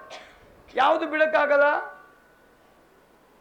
ಬ್ರದರ್, ಕುಡಿಯೋದ ಬಿಡ್ತೀವಿ, ಸಿಗರೇಟ್ ಹೊಡಿಯೋದ ಬಿಡ್ತೀವಿ, ಹಣನ ಮಾತ್ರ ಬಿಡಬೇಡಿ ಅಂತ ಹೇಳಬೇಡಿ. ಹಣ ಬಿಟ್ಟು ನಾವಿರೋಕ್ಕಾಗಲ್ಲ. ಯೇಸು ಹೇಳಿದ್ದು ನಾನು ಹೇಳ್ತಾ ಇಲ್ಲ. ನಾನು ನಿಮ್ಮ ಬೀರು ಬಂದು ನೋಡ್ಕೊಂಬಂದಿಲ್ಲ ಯಾರ ಹತ್ರ ಏನಿದೆ ಅಂತ. ಯೇಸು ಹೇಳ್ತಾನೆ ಅವನ ಮುಖನ ನೋಡಿ, ನಿನ್ನ ಹತ್ರ ಒಂದು ಕಡಿಮೆ ಇದೆಯಪ್ಪ, ನಾನು ಹೇಳೋದು ಬಿಡ್ತೀಯಾ ಅಂತಾರೆ. ಅವ್ನು ಕೇಳ್ತಾನೆ, ಏನು ಬಿಡಬೇಕು ದೇವ್ರೆ? ಹೇಳು, ಇಷ್ಟೇ ಮಾಡಿದ್ದೀನಿ ಅಂದರೆ ಅದು ಬಿಡಲ್ವಾ ಅಂತ. ನಿನ್ನ ಆಸ್ತಿಯನ್ನು ನೀನು ಮಾರಿ ಬಾವು, ನಿನ್ನ ಆಸ್ತಿಯನ್ನು ಬಡವರಿಗೆ ಕೊಡು ಹೋಗು. ಆ ವರ್ಡ್ ಹೇಳಿದ ತಕ್ಷಣ ಅವನು ಹೇಳ್ತಾನೆ, ನೀನೇನು ಲೂಸ್ ಏನಪ್ಪ? ಈ ಬಿಲ್ಡಿಂಗ್ ಕಟ್ಟಕ್ಕೆ 20 ವರ್ಷ ತಗೊಂಡಿದ್ದೀನಿ, ಬಂಗಾರ ಮಾಡೋಕ್ಕೆ 15 ವರ್ಷ ತಗೊಂಡಿದ್ದೀನಿ. ಮೊನ್ನೆ ಪೇಪರ್ ಓದ್ತಾ ಇದ್ದೆ, ಯಾವ ಕಂಪ್ನಿ ವ್ಯಕ್ತಿ ಹೆಡ್ 375 ಕೋಟಿ ಹಣನ ದಾನ ಧರ್ಮ ಮಾಡಿಬಿಟ್ಟಿದ್ದಾನೆ. ಎಷ್ಟು? 350 ರೂಪಾಯಿ ಅಲ್ರಿ, 350 ರೂಪಾಯಿ ಅಲ್ಲ, 3,500,000 ಅಲ್ಲ, 3.5 ಲಕ್ಷ ಅಲ್ಲ, 3.5 ಕೋಟಿನೂ ಅಲ್ಲ, 375 ಕೋಟಿ. ನಾನಂದ್ರೆ ದೇವರೇ, ಅನ್ಯಾಯವಾಗಿ ಎಲ್ಲೋ ಹೋಗೋನಿಗೆ ಇಷ್ಟೊಂದು ಧಾರಾಳವಾದ ಮನಸ್ಸು ಕೊಟ್ಟಿದ್ಯಲ್ಲಪ್ಪ. ನಿತ್ಯ ಜೀವ ಇಟ್ಕೊಂಡಿರೋವನು ಹಣನ ಪ್ರೀತಿ ಮಾಡ್ತಾ ಇದ್ದಾನಲ್ಲಪ್ಪ. ನಿತ್ಯ ಜೀವಕ್ಕಿರೋ ಬೆಲೆ, ಹಣಕ್ಕಿರೋ ಬೆಲೆ ನಿತ್ಯ ಜೀವಕ್ಕಿಲ್ವೇ? ಹಣಕ್ಕಿರೋ ಬೆಲೆ ನಿತ್ಯ ಜೀವ ಕೊಡೋ ಯೇಸುಗಿಲ್ವೇ? ಹಣಕ್ಕಿರೋ ಬೆಲೆ ನಿತ್ಯ ಜೀವ ತಂದುಕೊಡುವಂಥ ಯೇಸು ಕ್ರಿಸ್ತನ ಮೇಲೆ ನಾವು ಉದಾರವಾಗಿ ಕೊಡೋಕ್ಕೆ ನಮಗೆ ಮನಸ್ಸಿಲ್ಲವಲ್ಲ. ನಮ್ಮನ್ನು ಪರೀಕ್ಷೆ ಮಾಡಿ ನೋಡ್ರಿ. 375 ಕೋಟಿ ಅವನು ಕೊಟ್ಟವನು ಯಾರು? ಭಕ್ತ ಅಲ್ಲ, ಅಚೀವ್ಮೆಂಟ್ ಮಾಡಲ್ಪಟ್ಟಂಥ ವ್ಯಕ್ತಿ. ಬೈಬಲ್ ಹೇಳ್ತದೆ, ಒಬ್ಬ ಮನುಷ್ಯ ಲೋಕವನ್ನು ಸಂಪಾದನೆ ಮಾಡಬಹುದು, ಆತ್ಮ ನಷ್ಟಪಟ್ಟರೆ ಲಾಭ ಏನು? ನನಗೆ ಯಾರೋ ಒಬ್ರು ಹೇಳ್ತಾ ಇದ್ರು, ನನ್ನ ಮಗನಿಗೆ 5 ಲಕ್ಷ ರೂಪಾಯಿ ಸ್ಯಾಲ್ರಿ. ಇನ್ನೊಬ್ರು ಹೇಳ್ತಾ ಇದ್ರು, ನನ್ನ ಮಗನಿಗೆ 25 ಲಕ್ಷ ಸ್ಯಾಲ್ರಿ. ಆದರೆ ಅವನು ಅವ್ರ ಜೊತೆ ಇಲ್ಲ, ಅವನು ಅಮೇರಿಕಲ್ಲವನೇ. ಇವ್ರಿಗೆ ತಿಂಗಳಿಗೆ ಇಷ್ಟು ಊಟ ಕೊಡ್ತಾನೆ ಅಷ್ಟೇ. ಆದರೆ ಸ್ವಾಮಿ ಹೇಳ್ತಾನೆ, ಯಾರು ಬಿಟ್ಟರು ನಾನು ನಿಮ್ಮ ಜೊತೆ ಬಿಡ. ವಾಕ್ಯ ಹೇಳ್ತದೆ ಪ್ರಿಯ ಸಹೋದರಿಯೇ, ಆಕಾನ್ ಹೇಳ್ತಾನೆ, ಆಸೆಯ ನಿಮಿತ್ತ ನಮ್ಮ ಜೀವಿತ ನಾವು ಕಳ್ಕೊಳ್ತಾ ಇದ್ದೇವೆ. ಆಸೆಯ ನಿಮಿತ್ತ ನಮ್ಮ ಬಾಳನ್ನು ನಾವು ಕಳ್ಕೊಳ್ತಾ ಇದ್ದೇವೆ. ಮೊದಲು ಸೈಕಲಲ್ಲಿ ಹೋಗ್ತಾ ಇದೆಯಾ, ಬೈಕ್ ಬರುತ್ತೆ. ಬೈಕಲ್ಲಿ ಹೋಗ್ತಾ ಇದೆಯಾ, ಕಾರು ಬರುತ್ತೆ. ಕಾರು ಬಂದ ಮೇಲೆ ಅವನಿಗೆ BMW ಮೇಲೆ ಆಸೆ ಬರುತ್ತೆ. ಅದು ಬಂದಾಗ ಹೆಲಿಕಾಪ್ಟ್ರಲ್ಲಿ ಹೋಗ್ಬೇಕಂತ ಆಸೆ ಬರ್ತದೆ. ಹೆಲಿಕಾಪ್ಟ್ರಲ್ಲಿ ಹೋದ್ರೂ ಅವನಿಗೆ ಅಷ್ಟೆಲ್ಲ ಆಶೀರ್ವಾದ ತಂದ ಯೇಸು ಮೇಲೆ ಆಸೆ ಬಂದಿದೆಯಾ? ಇದನ್ನ ನೀವು ಸಂಪಾದನೆ ಮಾಡಿ. ನಮ್ಮ ಮಕ್ಕಳು ಇವತ್ತು ಮೇಲೆ ಹೋಗ್ತಾ ಹೋಗ್ತಾ ಹೋಗ್ತಾ ಹೋಗ್ತಾ ಸಂತೋಷ ಪಡಬೇಡ್ರಿ. ಅವ್ರನ್ನ ಸೈತಾನ್ ದೇವರಿಂದ ದೂರ ಹೇಳ್ಕೊಂಡು ಹೋಗ್ತಾ ಇದ್ದಾನೆ. ಅದು ಗೊತ್ತಾಗ್ತಾ ಇಲ್ಲ ಜನಗಳಿಗೆ.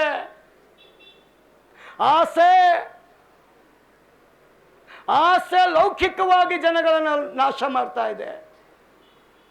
ದೇವರ ವಾಕ್ಯ ಹೇಳ್ತದೆ, ಎಷ್ಟೇ ಹಣ ಬಂದ್ರು, ಎಷ್ಟೇ ಅಂತಸ್ತು ಬಂದ್ರು, ಎಷ್ಟೇ ಸೌಕರ್ಯ ಬಂದ್ರು, ದಾವೀದ್ ದೇವರನ್ನ ಮಾತ್ರ ಬಿಡ್ಲೇ ಇಲ್ಲ. ದಾವೀದು ಬಿಟ್ಟಿಲ್ಲ. ನಾವು 2 ಕಾರ್ ತಗೊಳಂಗಿಲ್ಲ, 2 ಮನೆ ತಗೊಳಂಗಿಲ್ಲ. ಆ ಗತ್ತು ಬೇರೆ, ಆ ಗತ್ತು ನೋಡಕ್ಕಾಗಲ್ಲ. ಅವನ ಮಾತಿನ ಸ್ಟೈಲ್ ಬೇರೆ ಇರ್ತದೆ, ಆ ಗತ್ತು ಬೇರೆ ಇರ್ತದೆ, ಆ ಒಂದು ಲೆವೆಲ್ಲೇ ಚೇಂಜ್. ಆದರೆ ದೇವರ ವಾಕ್ಯ ಹೇಳ್ತದೆ, ದಾವೀದ್ ಒಬ್ಬ ರಾಜ ದೇವರ ದೃಷ್ಟಿಯಲ್ಲಿ ಎಲ್ಲ ದಿನ ತಗ್ಗಿಸ್ಕೊಳ್ತಾನೆ. ಇವತ್ತು ಅದೇ ದೇವರು ನಮ್ಮ ದೇವರು. ದಾವೀದನ ದೇವರೇ ನಮ್ಮ ದೇವರು. ಅದಕ್ಕೆ ದೇವರು ಹೇಳ್ತಾನೆ ಯೋಶುವನಿಗೆ, ನೀವು ಸೋಲೋದಕ್ಕೆ ಕಾರಣ ಏನು? ನನ್ನ ಆಜ್ಞೆಯನ್ನ ನಿನ್ನ ಜನ ಮೀರಿ ಪಾಪ ಮಾಡಿದ. ಆ ಪಾಪ ಮಾಡಲ್ಪಟ್ಟವನು ಹೇಳ್ತಾನೆ, ಆಸೆಯ ನಿಮಿತ್ತ ನಾನು ಕದ್ದು ಬಿಟ್ಟೆ. ಆಸೆ ನಿಮಿತ್ತ ಪಾಪ ಮಾಡಿಬಿಟ್ಟೆ. ಆಸೆ ನಿಮಿತ್ತವಾಗಿ ನಿನಗೆ ವಿರುದ್ಧವಾಗಿ ನಿಂತ್ಕೊಂಡ್ಬಿಟ್ಟೆ ದೇವರೇ. ಆ ದೇವರು ಹೇಳಿದ್ದೆ. ಆ ಆಜ್ಞೆ ಏನಿಂತು ಗೊತ್ತಾ? ಆಕಾನ್ ಮಾಡಿದ ಪಾಪಕ್ಕೆ ಅವನಿಗೆ ಕ್ಷಮಿಸಿ ಬಿಡ್ತಾ ಇಲ್ಲ. ಅಲ್ಲಿ ಅವನು ಸಾಯಲೇಬೇಕಾಗಿತ್ತು. ದೇವರ ವಾಕ್ಯ ಹೇಳ್ತದೆ, ಪಾಪ ಮಾಡುವ ಪ್ರಾಣಿ ಸಾಯಬೇಕು. ಪಾಪ ಕೊಡುವ ಸಂಬಳ ಅದು ಮರಣ. ಯೇಸು ಕ್ರಿಸ್ತನು ಮಾತ್ರ ಕೊಡುವಂತ ಸಂಬಳ ನಿತ್ಯ ಜೀವ. ಅದು ಉಚಿತವಾಗಿ ಕೊಡ್ತಾನ್ರಿ. ಎಲ್ಲ ನಿಮ್ಮ ಪಾಪಿಗಳು ಅಂತ ಒಪ್ಪಿಕೊಳ್ಳತಕ್ಕವರು ಯಾರೇ ಆಗಿದ್ರು ಕರ್ತನ ಮುಂದೆ ಬಂದು ಒಪ್ಪಿಕೊಂಡು ಅರಿಕೆ ಮಾಡೋದಾದ್ರೆ ದೇವರು ಹೇಳ್ತಾನೆ, ನನ್ನ ರಕ್ತದ ನಿಮಿತ್ತವಾಗಿ ನಿಮ್ಮನ್ನು ನಾನು ಶುದ್ಧ ಮಾಡಿ ನನ್ನ ಆತ್ಮವನ್ನು ನಿಮ್ಮ ಮೇಲೆ ಕಳಿಸಿಕೊಟ್ಟಿದ್ದೇನೆ. ಅಪೋಸ್ತಲರು ಕೂಗಿಕೊಂಡ ನಿಮಿತ್ತವಾಗಿ ದೇವರ ವಾಕ್ಯ ಹೇಳ್ತದೆ, ಪರಿಶುದ್ಧಾತ್ಮ ಅವರ ಮೇಲೆ ಇಳಿದು ಬಂದಿದ್ದಾನೆ. ಇವತ್ತು ಸಭೆಗಳ ಮೇಲೆ ಪರಿಶುದ್ಧಾತ್ಮ ಇಳಿದು ಬಂದಿದ್ದಾನೆ. ವಿಶ್ವಾಸಿಗಳ ಮೇಲೆ ಪರಿಶುದ್ಧಾತ್ಮ ಇಳಿದು ಬಂದಿದ್ದಾನೆ. ಪ್ರಾರ್ಥನೆ ಮಾಡುವವರ ಮೇಲೆ ಪರಿಶುದ್ಧಾತ್ಮ ಇಳಿದು ಬಂದಿದೆ. ಸೇವೆ ಮಾಡುವವರ ಮೇಲೆ ಪರಿಶುದ್ಧಾತ್ಮ ಇಳಿದು ಬರ್ತದೆ. ದೇವರಿಗಾಗಿ ನಿಲ್ಲುವವರ ಮೇಲೆ ಪರಿಶುದ್ಧಾತ್ಮ ಬರ್ತಾ ಇದೆ. ದೇವರಿಗಾಗಿ ಬಿಟ್ಟು ಕೊಡುವವರಿಗಾಗಿ ಪರಿಶುದ್ಧಾತ್ಮ ಇಳಿದು ಬರ್ತಾ ಇದ್ದಾನೆ. ಹಲ್ಲೆಲೂಯಾ. ಎಷ್ಟು ಜನ ಪರಿಶುದ್ಧಾತ್ಮನ ಜೊತೆ ನಡಿಬೇಕಂತ ಆಸೆ ಪಡ್ತೀವಿ? ನಿಜವಾಗ್ಲೂ ಈ ಆಸೆ ಅಂತರಾಳದಿಂದ ಇದೆಯಾ? ಅಂತರಾಳದ ಆಸೆ ನಮಗಿದೆಯಾ? ಪ್ರಿಯ ಸಹೋದರಿ, ಈಗ ನಿದ್ರೆ ಮಾಡೋ ಟೈಮ್ ಅಲ್ಲ, ನಿದ್ರೆ ಮಾಡೋರನ್ನ ಎಬ್ಬಿಸೋ ಟೈಮ್. ಪಾಪದಲ್ಲಿ ಇರತಕ್ಕವರನ್ನ ಪಾಪದಿಂದ ಬಿಡಿಸಿ ರಕ್ಷಣೆಗೆ ತರುವಂತ ಒಂದು ಟೈಮ್. ಮೌನವಾಗಿ ಕೂತ್ಕೊಳ್ಳುವಂತ ಟೈಮ್ ಅಲ್ಲ ಇದು. ನಾವು ಬೋರಲ ಬಿದ್ದು ದೇವರ ಹತ್ರ ಕೇಳಬೇಕು, ದೇವರೇ ಜನಗಳು ರಕ್ಷಣೆಗೆ ಬರದೇ ಇರೋದಕ್ಕೆ ಕಾರಣ ಏನ್? ಆಗ ದೇವರು ಇಳಿದು ಬಂದು ನಿಮಗೆ ಉತ್ತರ ಕೊಡ್ತಾನೆ. ಹಲ್ಲೆಲೂಯಾ. ಪ್ರಿಯ ಸಹೋದರಿ, ಪ್ರಿಯ ಸಹೋದರನೇ, ಯೂದ ಅರ್ಕೆ ಮಾಡ್ದ, ಆದರೆ ಒಳ್ಳೆ ಫಲ ಬರಲಿಲ್ಲ. ಫರೋಹ ಅರ್ಕೆ ಮಾಡ್ದ, ಒಳ್ಳೆ ಫಲ ಬರಲಿಲ್ಲ. ಆಕಾನನು ಹರಕೆ ಮಾಡ್ದ, ಒಳ್ಳೆ ಫಲ ಬರಲಿಲ್ಲ. ಇವತ್ತು ನಾನು ನೀನು ಕ್ರಿಸ್ತನಲ್ಲಿ ಬಂದು ಮಾಡುತ್ತಿರುವಂಥ ಅರ್ಕೆ ಒಳ್ಳೆ ಫಲವನ್ನು ಕೊಂಡು ತರ್ತಾ ಇದೆಯಾ? ಅದಕ್ಕೆ ಪೌಲ್ ಹೇಳ್ತಾನೆ, ದೀಕ್ಷಾಸ್ಥಾನ ತೆಗೆದುಕೊಳ್ಳುವಾಗ ನಿಮ್ಮ ಮನಸ್ಸು ಹೆಂಗಿತ್ತಲ್ಲ, ತೆಗೆದುಕೊಂಡ ಮೇಲೆ ನಿಮ್ಮ ಮನಸ್ಸು ಚೇಂಜ್ ಆಗಬಾರ್ದು. ಕಡೆ ದಿನದ ತನಕ ಅದೇ ಮನಸ್ಸಲ್ಲಿ ನಿಮಗಿರಬೇಕು. ಆದ ಕಾರಣ ಈ ವಾಕ್ಯ ನಮ್ಮನ್ನು ಆಶೀರ್ವದಿಸಲಿ, ನಮ್ಮನ್ನು ಬಲಪಡಿಸಲಿ ಅಂತ ನಾವು ಪ್ರಾರ್ಥನೆ ಮಾಡಿಕೊಳ್ಳೋಣ. ದೇವರೇ, ನಿನ್ನ ವಾಕ್ಯ ಪರಲೋಕ ರಾಜ್ಯ, ಹೌದಪ್ಪ, ಸೇರಲು ಏನು ಮಾಡಬೇಕಂತ ಅವನು ಕೇಳುವಾಗ ನಿನ್ನ ಆಸ್ತಿಯನ್ನು ಮಾರಿ ಬಾ ಅಂದ ತಕ್ಷಣ ಅವನ ಮುಖ ಬಾಡಿ ಹೋಗುತ್ತಂತೆ. ಅವನಿಗೆ ದುಃಖ, ನನ್ನ ಆಸ್ತಿ ನಾನು ಬಿಡೋಕ್ಕೆ ಆಗಲ್ಲ ಅಂತಾನೆ ಅವನು. ಇವತ್ತು ಜನ ಏನು ಬೇಕಾದರೂ ಬಿಡ್ತೀವಿ, ಹಣ ಬಿಡಲ್ಲ ಅಂತಾರೆ, ಅಂತಸ್ತು ಬಿಡಲ್ಲ ಅಂತಾರೆ, ಆಸ್ತಿ ಬಿಡಲ್ಲ ಅಂತಾರೆ, ಪ್ರೆಸ್ಟೀಜ್ ಬಿಡಲ್ಲ ಅಂತಾರೆ. ಆದರೆ ಯೇಸು ಹೇಳ್ತಾನೆ, ಇದೆಲ್ಲ ಬಿಟ್ಟು ಬಂದ್ರೇ ನೀವು ನನ್ನ ಶಿಷ್ಯರಾಗೋದಕ್ಕೆ ಸಾಧ್ಯ. ನಮ್ಮನ್ನು ಒಪ್ಪಿಸ್ಕೊಡೋಣ, ಕರ್ತನ ಮೇಜಿಗೆ ನಮ್ಮನ್ನು ಆಯ್ಕೆ ಮಾಡಿಕೊಳ್ಳೋಣ. ನಾವೆಲ್ಲ ಕರ್ತನ ಮೇಜಿಗೆ ಒಳಪಡೋಣ, ನಮ್ಮನ್ನು ನಾವು ಪರಿಶುದ್ಧತೆಗೆ ಒಳಪಡಿಸ್ಕೊಳ್ಳೋಣ.